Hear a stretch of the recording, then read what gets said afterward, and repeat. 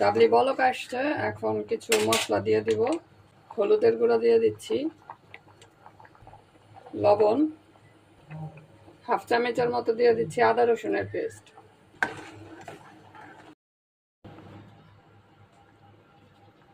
ডাবলিটা half সিদ্ধ হয়ে গেছে, এখন এখানে দিয়ে দিচ্ছি আলু। এই যে আলু এভাবে কেটে রেখেছি, এখন আলু দিয়ে দিচ্ছি। এখানে আছে একটা টমেটো আর কি, বড় সাইজের কেটে নিচ্ছি, এখন আলুর সাথে এটাও দিয়ে দিচ্ছি। এখানে একটু মরিচের গুঁড়া দিচ্ছি আমি, আর এখন আর একটু পেঁয়াজ দিয়ে দিব। তো পেঁয়াজ দিয়ে দিলাম। ডাবলি আর আলু সিদ্ধ হয়ে গেছে, এখন এখানে আরো কিছু মশলা দিব। এখন এখানে দিয়ে দিচ্ছি চাট মশলা,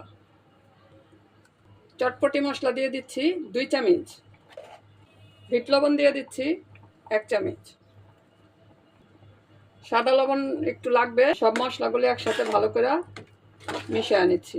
আলু গলে গিয়ে বলক আইসা পড়ছে, সব গলে গেছে, সুন্দরভাবে মিশানো হয়ে গেছে। এখন নামায়া ঠান্ডা করে নিব। এখন চটপটিটা বানিয়ে নিব। প্রথমে দিয়ে দিচ্ছি কাঁচামরিচ আর হলো পেঁয়াজ কুচি, ধনিয়া পাতা কুচি,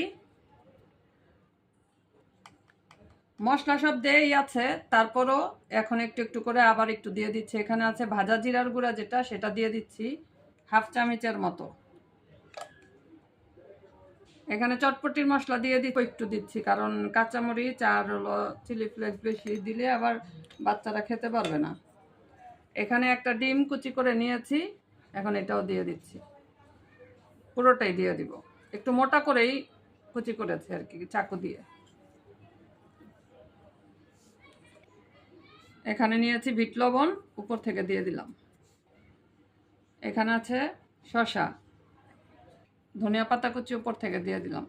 এখন উপর থেকে দিয়ে দিচ্ছি তেঁতুলের যে টক আছে সেইটা। এখন দিয়ে দিচ্ছি 1 পিস লেবু।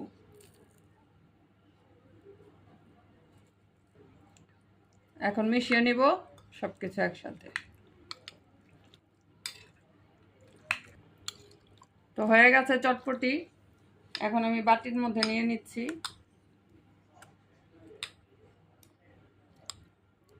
উপর থেকে আর একটু টক দিয়ে দিতে হবে।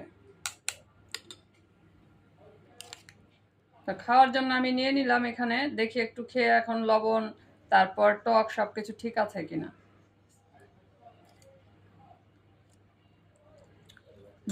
খুবই মজা হয়েছে।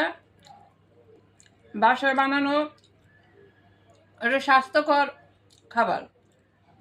এগুলি খেলে বাইরে আসলে বাইরের থেকে বাসায় বানিয়ে খাওয়াই ভালো, কারণ পরিষ্কার পরিচ্ছন্নভাবে বাসায় 2-1টা জিনিস কম হলেও ভালো।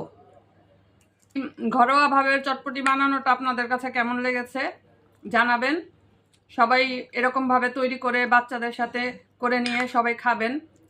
আজকের ভিডিওটা এই পর্যন্তই। সবাই ভালো থাকবেন। আল্লাহ হাফেজ।